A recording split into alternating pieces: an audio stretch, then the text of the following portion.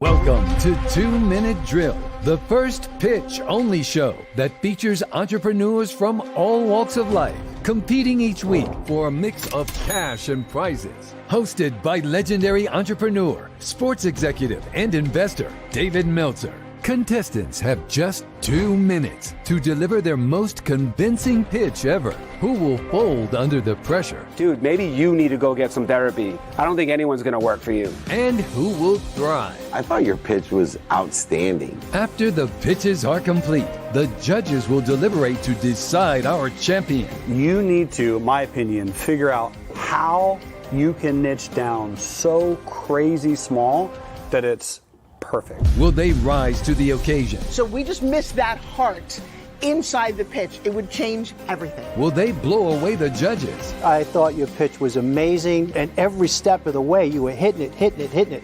And I'm like, in my mind, I'm going check, check, check. I love how concise you were about the value. It saves money and it saves time. Will they be crowned champion? Your 2 minutes starts now. David Meltzer hosts 2 Minute Drill.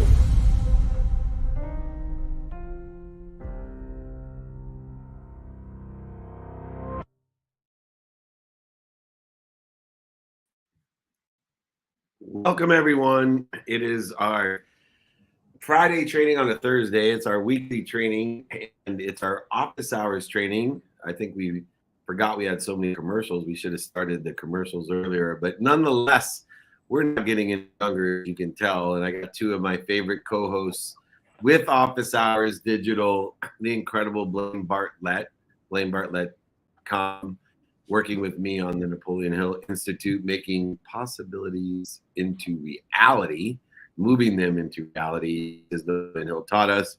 Welcome to Office Hours, our training session. Blaine Bartlett. Hey, great to be here, David. Always. I love Thursdays. I love Thursdays as well. And when I get my Friday training, I've been doing over 25 years Friday trainings, and would not be the same. Another great executive with the Napoleon Hill Institute coming on board with me, and also co-hosting Office Hours with us, Blaine, OG Rep Power. Welcome, my friend. We appreciate you also being present. We got a great training and today. Thanks for joining me. Yeah, man. Love it.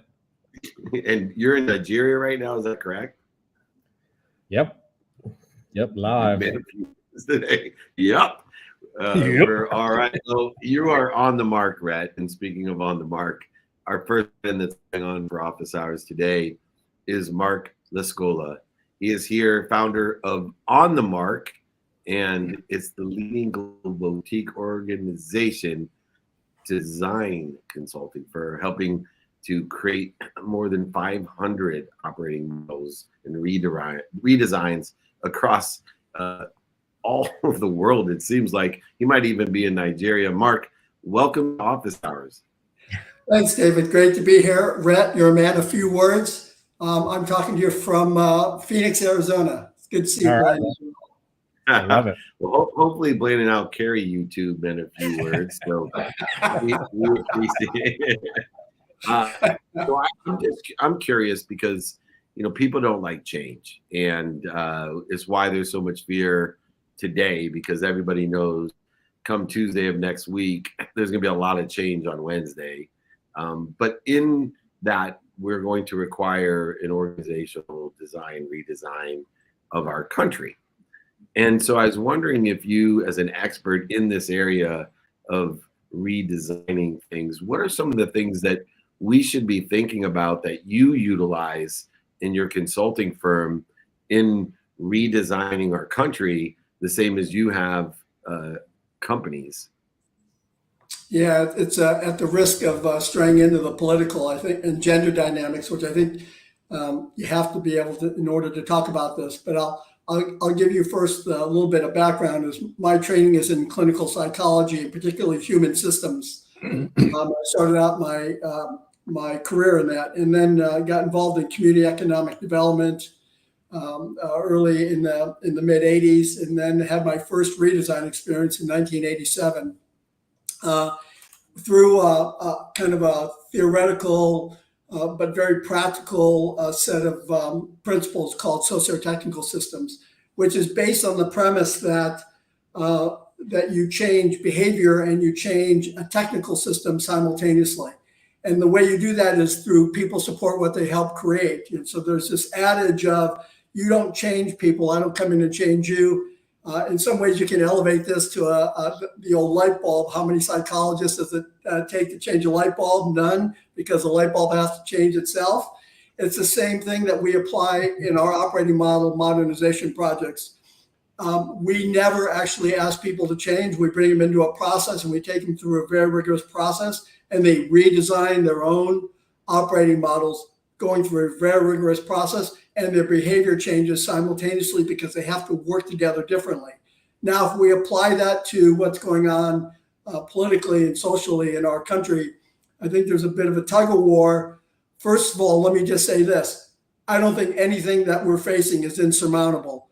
You give me 10 people with opposing points of view, and we'll find common ground, and we'll fix it. And we'll fix it to everyone's liking, knowing that we have to compromise, we have trade-offs. I think it's when you get to, I'm going to impose on you, and I'm going to tell you what to do, and I'm going to tell you how to do it, is where you start to create reluctance, resistance, and in some cases, rage and everything else. And I think, so the issue for me is, and I always come back to this, is, you know, get me opposing points of view, get me that genius in the room. And by the genius, I mean what we call puzzle learning. Give me those different perspectives, the diversity perspectives in a room, focused on one issue. We'll figure out our way through that, and we'll come out with a better solution because it'll be more robust, because we have different eyeballs on it. And that's the key. That's the key for us moving forward as a country. Yeah. The idea of design, and I want to, you and I were talking before we started the show here a little bit, Mark. The notion that the environment will design me in return. There's a reciprocity.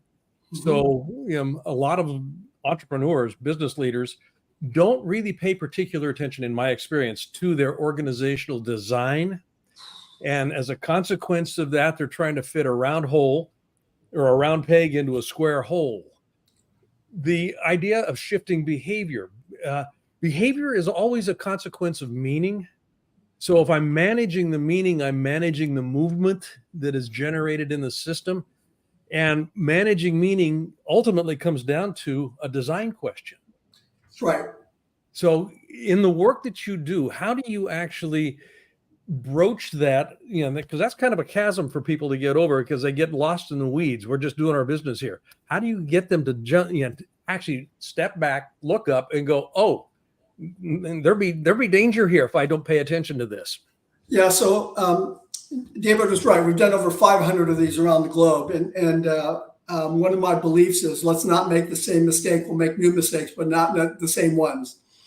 So our 8-step solution, we have 8 phases, and each phase sets up a set of decisions that have to be made. And one of those phases, the second phase, has to do with setting up the strategic intent, what differentiates us, what are our values, what are we about, what are we really offering to our customers, what's our value proposition. Now, that work is so critical, which is, I can share with you, is never as substantive as it needs to be in most companies we walk into. But that work then becomes the set of criteria and the requirements for whatever operating model is put in place. So as people are designing what we go through a concept and detailed design or detailed operating model, they're always going back to the requirements and saying, if we do this, is it going to achieve that? So what happens as a natural result, Blaine, is people internalize that.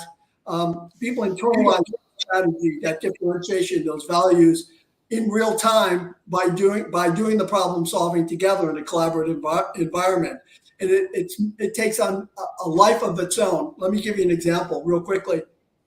There's been a handful of projects where we've gone almost into detailed design, early implementation, and the CEO or the leader has been fired or moved, and everybody thinks, oh, what's going to happen now?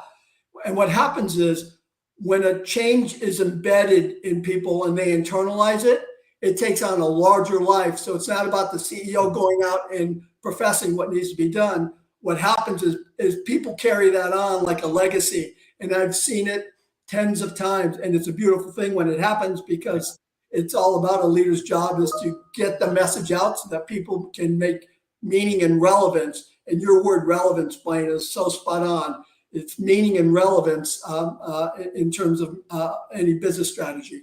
So it's critical. Well, you're muted, Rhett. The old Nigerian computer. Mark, I'm fascinated by. I didn't want to get the gunshots in the background. That's awesome. Duck, get under your desk.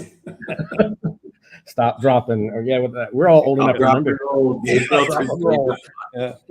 We're all old enough to remember getting under our desk, aren't we? Yeah, no, but I was fascinated by this because I want to hear a story, I guess, of a transformation, like where you did this work and there was an amazing transformation of this company. They took everything to heart and they internalized it, and they just took this and went above and beyond where you thought they might.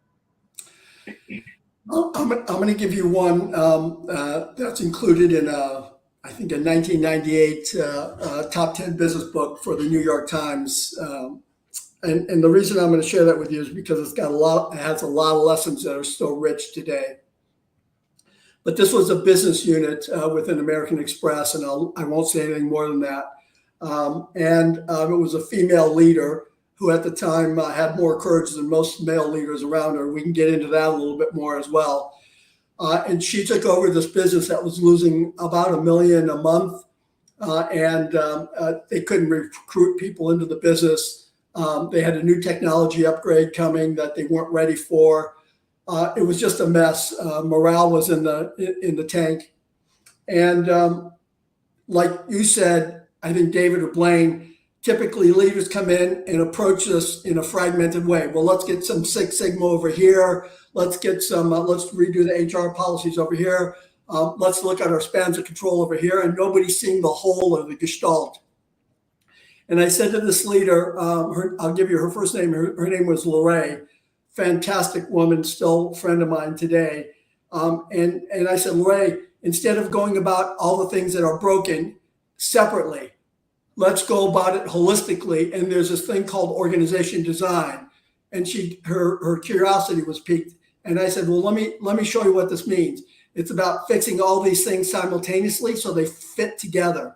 And she goes to me, she goes, well, how much time do you need it? And I said, if you give me 8 weeks, we can get it done. And she goes, you have 30 days. I said, no, I need okay, how about 35 days? And she goes, you have 30 days.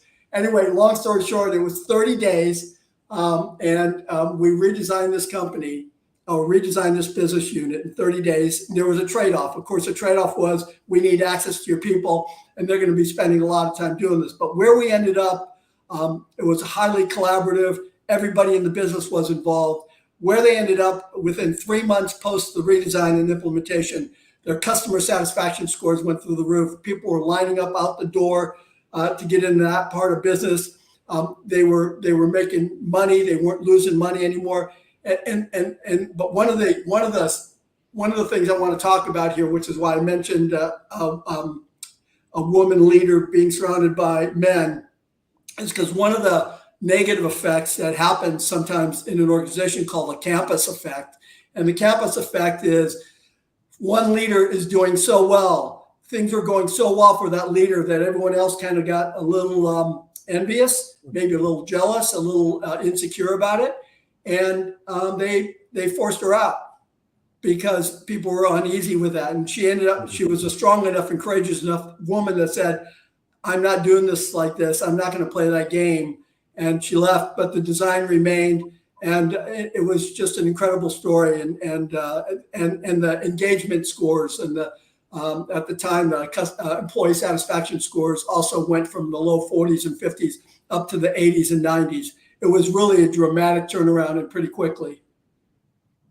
He's wasting his time outside of being Secretary of State. He's on the mark on how to redesign collaboration and coordination, provide value in a non-intrusive manner. If you want the best to come in to redesign the efficiencies, productivity, the accessibility, and for me, most importantly, the gratitude within an organization, that's Mark Lascola.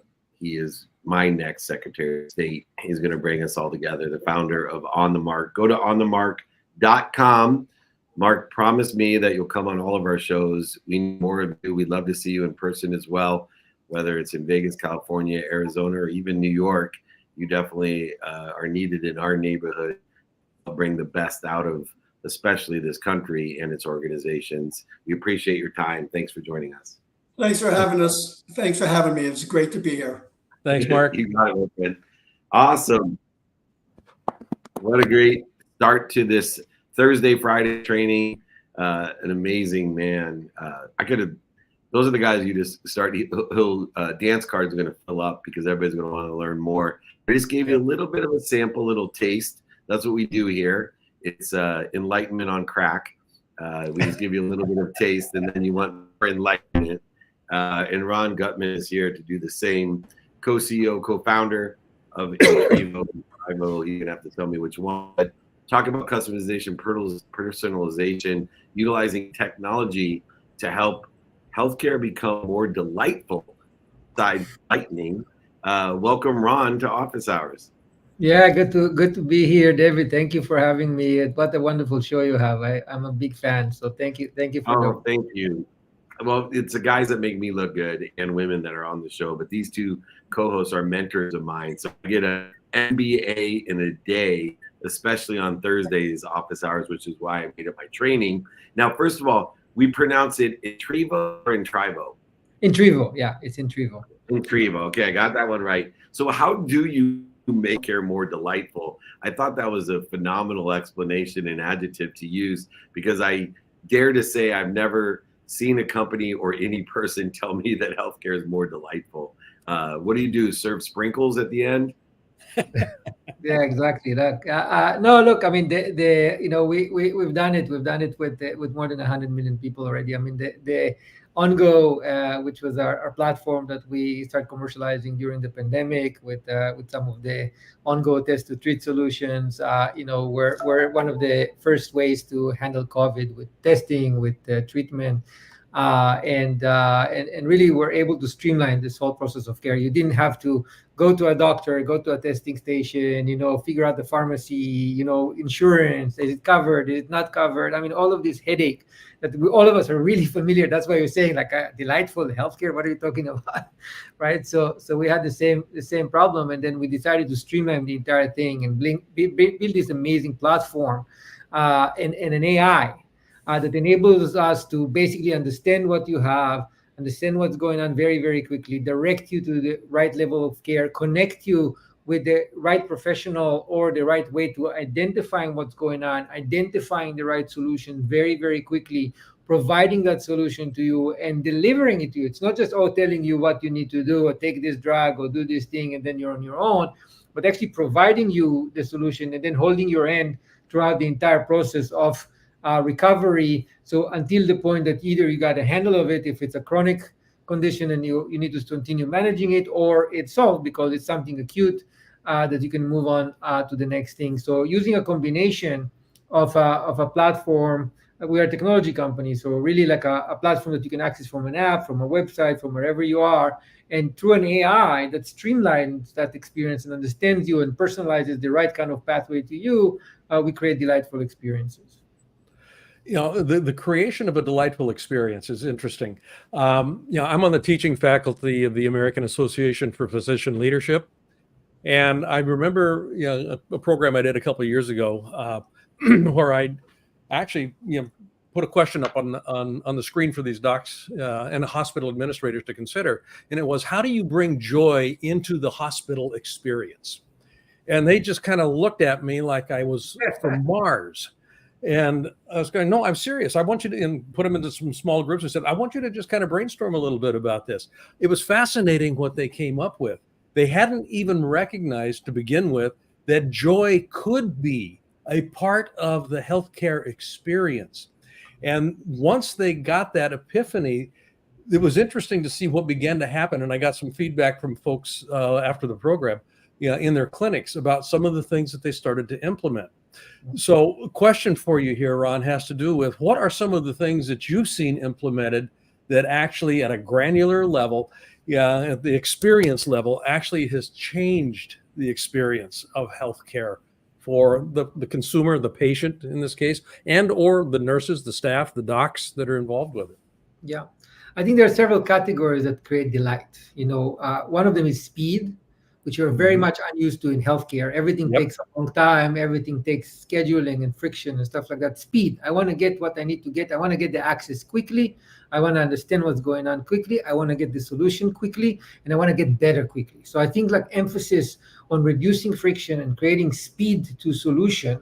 So everything is available in an app. Everything is available to you at the palm of your hand with as fewer clicks as possible. I work with my team all the time on this thing. My background is product and engineering. I love reducing the process, fewer steps, less time, less thinking, right? It's all there, it's available, it's quick. One thing is very, very important. We want it quickly. We definitely want to be in a trustworthy place. It has to be high quality. We can't get quick and something that is, going to give us the wrong solution. So we need to connect people with the right kind of care that they can trust. They know that they're getting the right prescription from the right kind of healthcare professional that provides care that is actually the right care for them. So I say quality is the right and a very important part of that as well. And the last that is very important is personalization. It's not the one solution fits all because, you have a cough, so you must have something that, everybody takes and you're going to be fine, right? Like it's going to be a solution that fits you. And a solution that fits you is not just clinically fits you, but also what about budget? What about something, some people have more and some people have less, but they still entitled to get access to the best care possible. Some people have things that are available to them locally. Some people need to get delivery. So when we think about care, we can't just think about the clinical aspect of it. We need to think also about convenience. We need to think also about price. We need to think also about access, right? So a lot of things that people may want to take something or believe it's good for them or it is good for them, but it's not accessible to them. So directing them to the right solution that is not accessible is frustrating. So personalization is another key factor of delight, right? So I think quality, speed, personalization, and last but not least, maybe the most important thing, empathy. Really, like we're all forgetting that in healthcare way too often, right? Like it's not just about the utility. It's really healthcare is not just about health; it's also about care. Is the solution and the people who are involved there, and even the machines themselves, are caring enough? And what we're doing right now, which is unique, we're actually designing an AI that is compassionate, right? That is tuned to people's emotions and feelings and adjust itself to where people are, because we think is as important as the clinical solution. Great. Thank you. We doing all right on time? We good? Yeah, let's just do a shorter answer on this one, but we want to make sure we get all of the knowledge. So go ahead, hit them up with a more closed-ended question. What color is your favorite color? No, I'm kidding. Two things. One has nothing to do with this. I got to talk to you. I have a TED Talk in next year, and so I need your advice clearly because you did it right. The other thing is, tell me about the trip to Bhutan quickly. I know my friend Keith Farazi was just over there with a bunch of coaches helping the government. Were you part of that trip, or was this something you did on your own? Or No, it was amazing. I just came back a few days ago. It was a trip of a lifetime. I went there with a few academics and some local clergies, and it was just what an amazing place. I mean, talking about mindfulness, talking about caring, kindness, nature, right? Connecting back to the fundamentals, right, of what makes us human, right? And I think that it's a country that I said it's kind of like a bubble of tradition, because it's so isolated from the rest of the world, kind of sandwiched between China and India, on the mountains, on the Himalayas. It's 70% forested, and they're keeping it like religiously, right? Like if you need to cut a tree, even if it's on your property, you need to get this special permission from the government to cut the tree because they want to keep it 70% forested. Right, so and they're connected to nature like no other place that I've seen, and that helps them connect to their inner selves better. I mean, it's obviously a country that is rooted in religion, right? It's rooted in tradition, right? And the fact that it's not in the trajectory of fast progress. I mean, it's low. The GDP is relatively low. I mean, we're talking $3,500 a year GDP. But the previous king said that GNH, which is Gross National Happiness Index that he put in place, is more important than GDP, right? And people were happy. People were happy. And what was interesting for me is to try to find the foundation for the happiness. And I did find that simplicity and connectivity to nature have a lot to do with the foundation for happiness. So does purpose, and you have a definite purpose in what you're doing, Ron, and we appreciate that. If you want to see how AI and other technologies allow for healthcare to be more delightful, accessible, and personalized, you have to check out Intrivo, Intrivo.com. Ron Gutman, the co-founder, co-CEO, please come back and visit us on office hours. Thanks so much. Thank you so much, David. Thank you so much, Blaine and Red. Really, really nice meeting you, and continue doing amazing things. Thank you. Thank you, Ron. Thank you. We'll see you soon. Thank you. Awesome. Moving right along, about halftime, but Friday training on Thursday. We've done this over 25 years. So one time I even did a Friday training on Wednesday, but that was crazy. I think I was partaking in psilocybin or something. I lost track in the calendar of where I was. Rhett and I were in Tennessee just a few days ago. Based in Chattanooga, Tennessee. And she's with one of my favorite PR firms. I work with them often. She's a writer at Otter PR. Let's welcome the patient, Marcy Polson. Thanks for joining us. Thank you for having me, David.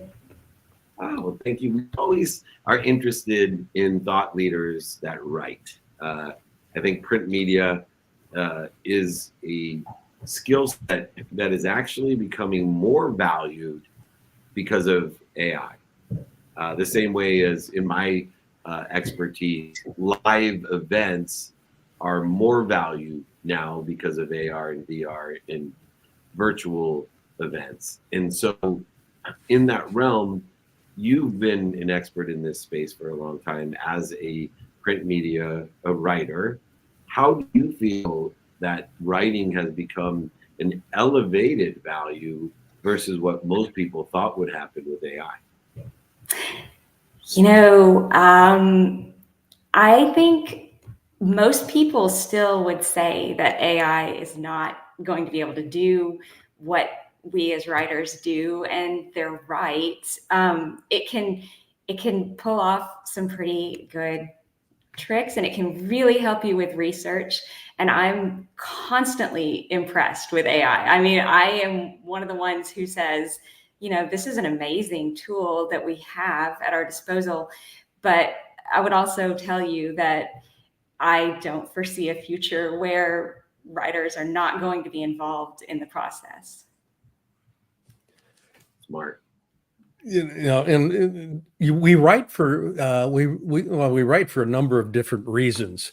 But from a business perspective, one of the reasons that we write is visibility. And Otter PR, I mean, you're one of the top PR firms in the country. And as I understand it, and I've kind of spent a little bit of time on your website, fascinating, getting amazing media coverage for every client, guaranteed. Now, that word jumps out at me, not because it's highlighted on the website, but the idea of being able to guarantee that kind of media coverage is a big promise. How do you go about achieving that, Marcy, in a way that is integrous? Well, I am part of an amazing team. We have, you know, incredible writers. We have editors. We have amazing publicists. We have just a ton of people involved in this process. And what I do as a writer is an incredible opportunity. I meet with fascinating clients every day, and I listen to their story. I connect with them, build a relationship, and then I take that story and share it with the world. And we are partnered with outlets that allow us to do that. We also have amazing publicists that reach out everywhere they can. And we get, you know, we will get your story to the people who need to hear it every time. And clients, they are incredibly happy with what we do. And that makes me happy. That's actually what I love about the whole writing process, is hearing from clients that, you know, they loved what I wrote. That's great. You know, with so much noise today, you go to conferences, and all three of us do this all the time, and all you hear is AI, AI, AI, AI. But what's the importance of this type of PR, telling your story and actually having somebody help you craft it in a way that's going to resonate? Because I don't think I can put my story into AI yet and have it really help me target my audience very well, right? It doesn't do it for me. How do you talk to people like me who need the PR but think there's shortcuts today to doing this? I would say it really involves a one-on-one conversation. You know, I really want to connect with that client. And that's something that no matter how far in the future we are, AI isn't going to be able to do, unfortunately. It can help us with organizing some of the feedback we get from clients, but it can't talk to the client and really listen to what they're saying.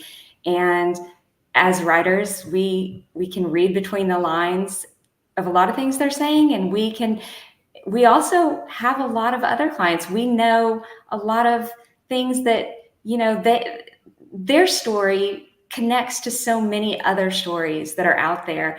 And AI is getting better at that, but I think it still lacks a lot of that creativity. On the granular level, I see AI trying a little too hard, just being a little too fluffy. And we know as human writers, that turns people off pretty quick. And so we can tell the story in a way that other people are going to connect with, I think.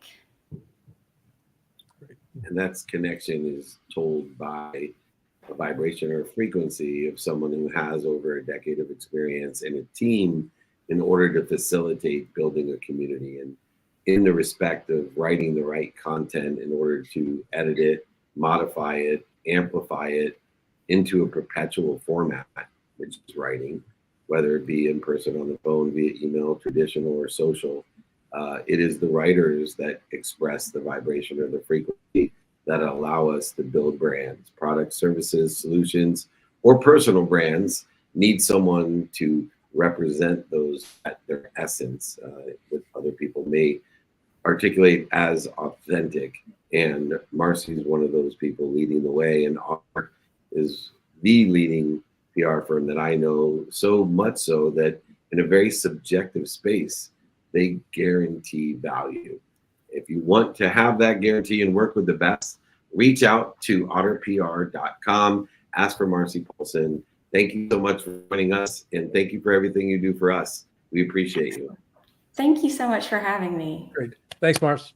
Thank you, Marcy. Down in Tennessee with my southern friend, Red Power. Tennessee Volunteer. Amazing place. That's right. We'll stop by the Huddle House. Me and Rhett will stop by the Huddle House and have some grits. There you anyways, we are moving right along. I just want to take a little bit of a reset. It is Friday training on Thursday. It is the office hours trainings, and I brought the two professors in, Rhett Power and Blaine Bartlett, who have been my mentors, elevating my understanding, not only increasing my wisdom and understanding synergistic to what's going on today, but also letting me understand the mindset, heart set, and hand set of faith, allowing me to shorten the distance of resistance in my life. Two great professors here on Office Hours, our Friday training on Thursday. I want to remind people, if you like the takeaways from today, if you like the exercises, guides, or books, go ahead, scan that right there, or email me, david@dmeltzer.com. But we have our next guest waiting in the wings. It's your job to bring the best out of Seif Kaffa-Gil. Sorry. Welcome, the founder of TechVestor. Hopefully. No? Yes? No.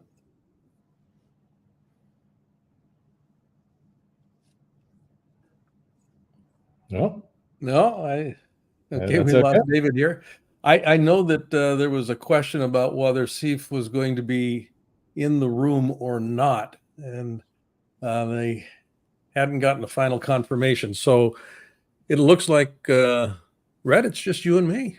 You and me, brother. What was your big takeaway from those conversations today? The idea of connection is I think a thread that ran through everything today, whether it's positioning myself from a PR perspective, or through a smile, or through software. I mean, how organizational design. What am I connecting to? All of that stuff.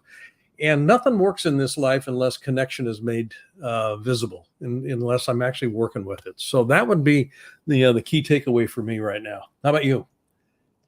Well, I went to Starbucks this morning. In Nigeria.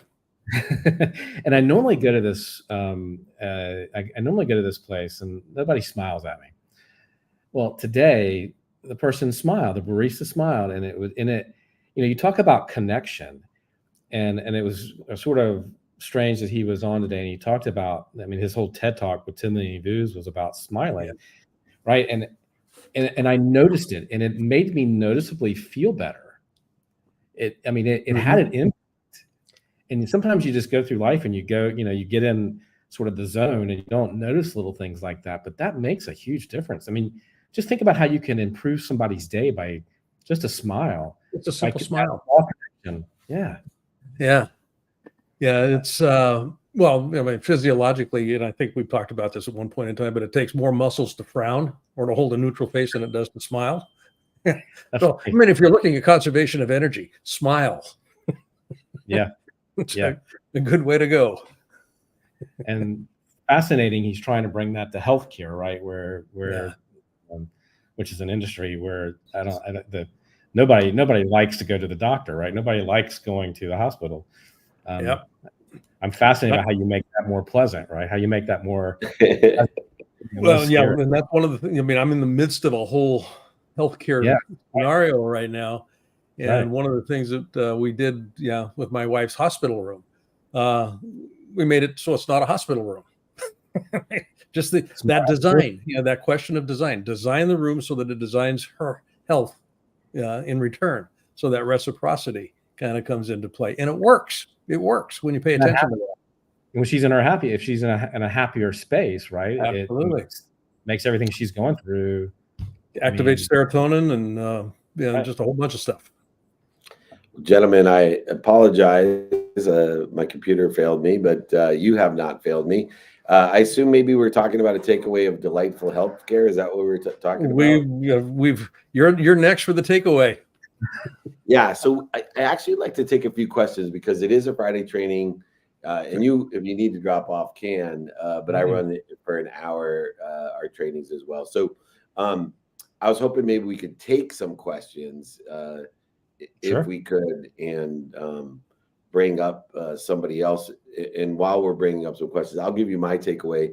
Gigi, if you can get some questions run up there from the team, and we got a lot of people on here. So my takeaway is interesting because I like the design side of it. Organizational design of taking divisive and separate solutions and finding a common denominator that creates these efficiencies, effectiveness, statistical success in an organization. And my takeaway was at a high level with Mark, who obviously with organizations, NGOs, companies, even countries, over 500 of them, has learned what is my backbone of appreciation. And it seemed to me that the greatest progress that he makes in the redesign of these organizations, in which I want to empower or at least elevate the awareness for everyone in this country, is to appreciate our differences and the disparation that occurs, especially with the election coming out. I found it odd that I would have any contentious comments about a comment that I made, which was after the election on Wednesday, no matter who wins, the person who I voted for or the other person that I did vote for, my life is going to be better. And I know it's aligned with Napoleon Hill, the idea that my life will be better regardless of the changes of time, emotion, and value that occur every single day. And my life has always been better because I have a power to redesign my life. And we have a power to redesign our consciousness, the collective consciousness, especially of our country. And so in this more frustrating, conflictual, comparative community that's voting right now and will continue through Tuesday to vote, I want to hopefully share my sentiment of we're all going to be better off. And maybe that will take off as a collective consciousness, regardless of the personal and community circumstances that exist today. Why not? Because you have a choice, be better off tomorrow, and especially Wednesday after the election. So you're wasting your time. It's a duplicate negative. If you're worried about who's going to be and not going to be president on Wednesday, it's a duplicative negative, because if you're worried about it, you're creating resistance between what we're really here for, which is to participate, collaborate, and coordinate in a unified, abundant system of thought that we have the power to give meaning to our thoughts. So I know you two have taught me that. Now, I gave enough time. You can see all the questions popping in here. So I'm going to ask you guys the next question. What is the easiest way for people to get out of a victim mentality? The easiest way is, from my perspective and my experience, is to recognize what's in my control and what's not in my control. And victims think that everything out there in some way, shape, or form they have control over. They don't. Shit happens. The only thing I have control over is my thoughts, my emotions, and my behavior. That's it. Period. The end. And if I find myself complaining about something without taking action, all I'm doing is mental masturbation. That's all I'm doing. Yeah, complaints have no power to change anything. I have to be in motion. I have to take action. So just the notion that it starts here and it ends here. That's usually the easiest way to get out of a victim mentality. It didn't happen to me. It really didn't. It happened for me. And that's that subtle shift that happened not to me, it happened for me. What's the embedded piece here that I can actually take action on? I'm just curious, is this sign language for mental masturbation? Yep, it is. Or you just comb your hair. I got to sit with that. I got to sit with that visual the rest of the day. Jumbo. Look, champions. What can I say? Champions don't blame other people, right? Champions don't blame other people, and I think the victim mentality is you not accepting accountability for your life and for your work and for everything that you do and how you show up in this world, right? We can show up. We can either be average. This is something I saw Nick Saban say a couple of weeks ago. You can either be average, you can be good, you can be great, and then you can be, world class. And you decide how you're going to show up in the world and the work that you're going to put into yourself, into your work, into your family, and your relationships. And to me, you just got to decide how you're going to show up in this world. And victim and champions and winners don't blame other people, right? They if something happens to you over and over and over again, you have to say to yourself, well, maybe I'm the problem. Mm-hmm. I mean, yeah. There's That's a so common good. denominator there. Yeah, there's a common denominator in not being a leader, and it's blame. So I like that you brought up blame, shame, and justification of non-leadership. Nick Saban, it's interesting because I have such a winning team. I consider the team that I work with, who's inclusive of you two guys, as being the Alabama of the corporate world. I have this unbelievable team, and everybody wants to play for us, and it's hard to be a starter and on the coaching staff or in the executive front office.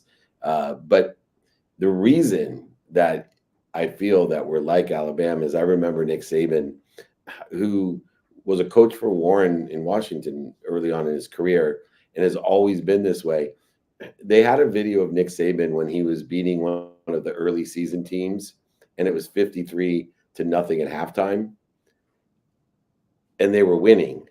But if you went into the locker room, you'd have thought they were losing, because, he wants them, and I remember the quote too, not play to get it right, but play until they don't get it wrong.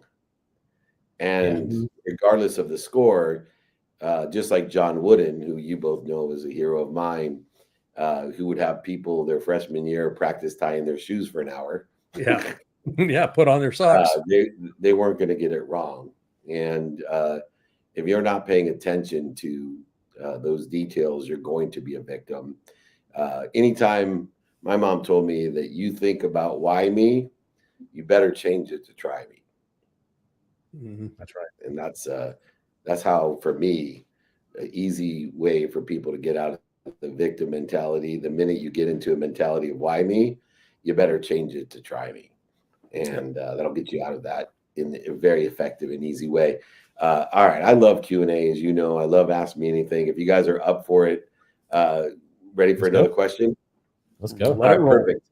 I love it. All right. What can people identify patterns from my past relationships that are unconsciously repeating? We see this having daughters, right? They'll date the same guy, but they'll say, oh, I'm never going out with a guy like that again. He was verbally abusive, or, wasn't nice or whatever. And then the guy looks completely different, but it's the exact same guy.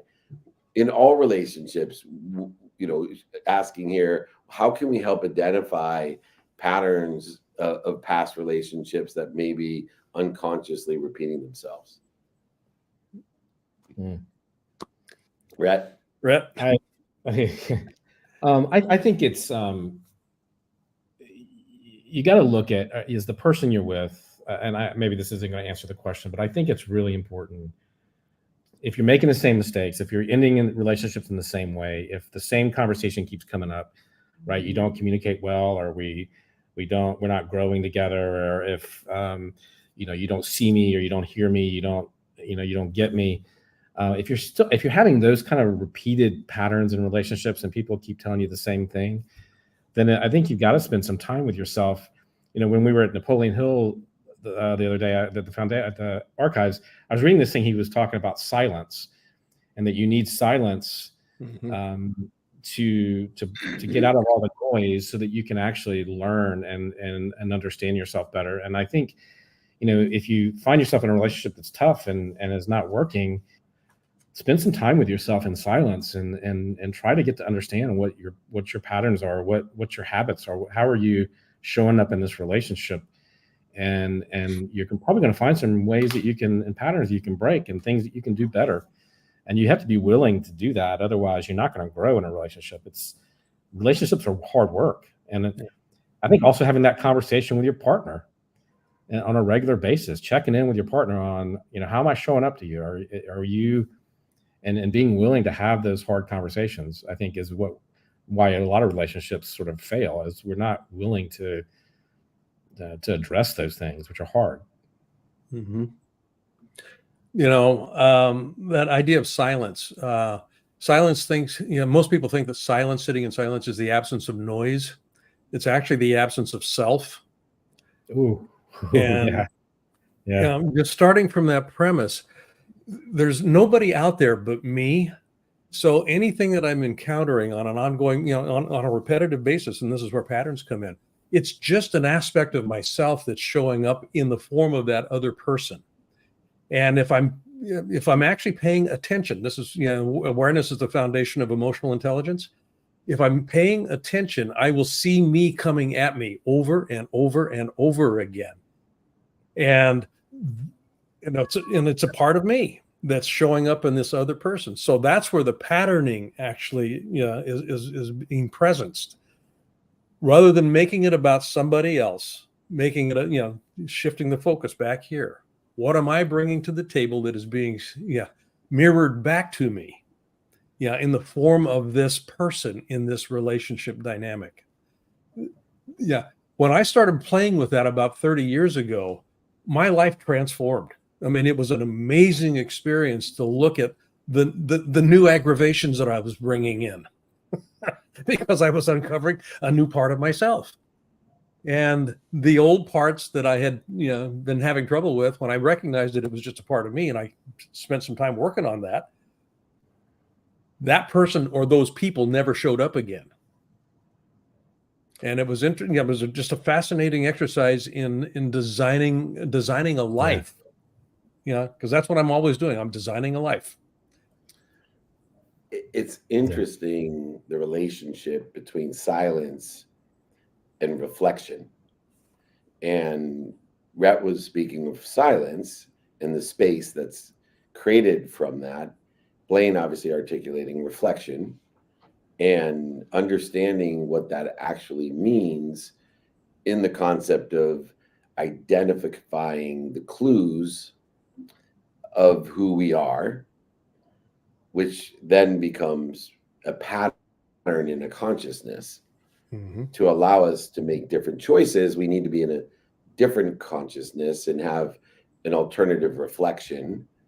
And it may require us to have a different space in which to create or co-create that reflection as well. And so I think it's very difficult for people without silence and reflection to identify the clues, because if you can't do those first three predicated upon finding a pattern, you'll never see a pattern. Right. And so there's an elevated awareness of this reflection, which holding space for reflection usually occurs when we are silent. And so I think it's really interesting that all three of our answers are coordinated and collaborated into the idea of clues, patterns, and choices and consciousness itself. But without the ability to be silent or hold space and then reflect, we can't even identify the clues. And if you can't identify the clues, you won't have a new reflection. You won't see a pattern or have a different consciousness in which it was created. They're fabulous, man. MBA today. Go ahead. Let me add one more thing to that. I think it's important. Those patterns often, the result of those patterns are triggers, right? And if we don't know what our triggers are, and we don't understand what triggers us and leads to some of the behavior that we see in relationships, then I think that's, if you don't do any of the work we were just talking about, that's what happens, right? and you get those patterns and those triggers, and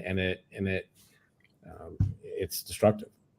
One of the lessons Blaine taught me, I remember when I was having a little bit of a challenge with my siblings, and we were talking about, you allow people in toxicity that are relative to you in a blood relation bother you or interfere with your success, your potential.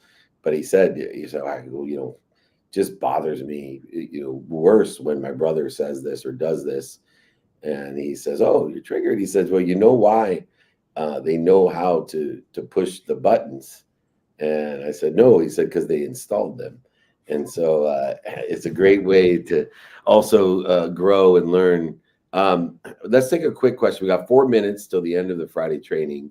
And I can't think of a better way on a more pragmatic side, because this is office hours. So I'm going to take a question I haven't been asked before, and it would be very pragmatic. But how do you discern when in a meeting if it's going to be productive or not a waste of time?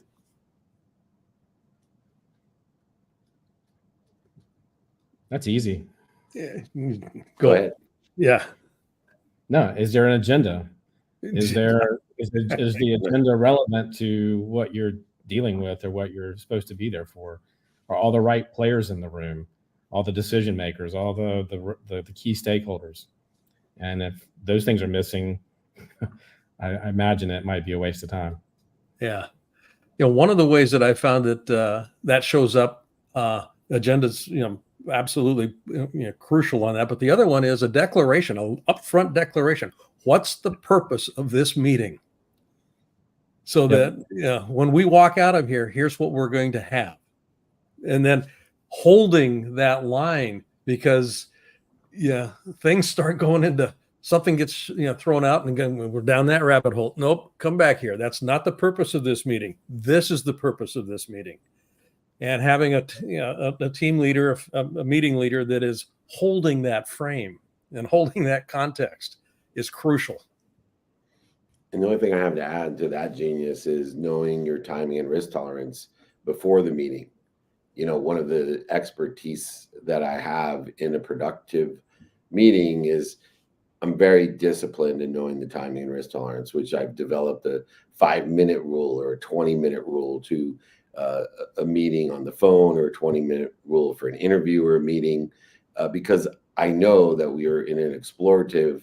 If we have an agenda, have the right people, have a definite purpose, I still think it's important to have a definite timing and risk tolerance to the meeting, so that I can put it within context of value and productivity as well. So as we end here, I want to thank my two professors here on Office Hours, my two professors of Friday training. I've been doing Friday trainings on different days, but every single week. I haven't missed a week for over 25 years. That just means I'm old.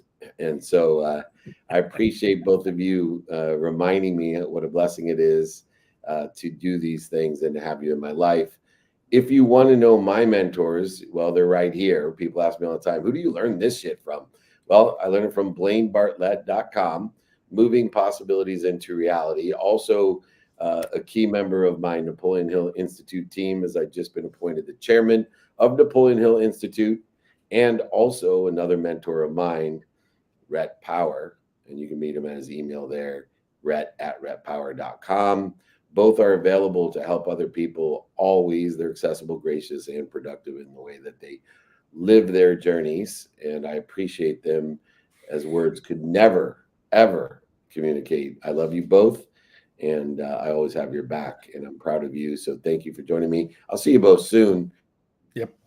Rhett Power, ladies and gentlemen, Blaine Bartlett, the double B. Thanks for being here. Office Hours, Friday training. See you guys soon. Thank you, guys. Thanks. Awesome. These guys are great. All right, everyone. We are on the move as always. We had a SoFi Media Day. We have new offices for Napoleon Hill Institute here in the Irvine Towers. We got studios, masterminds, and offices. Swing by our new office right by the airport. We'd love to have you in Orange County.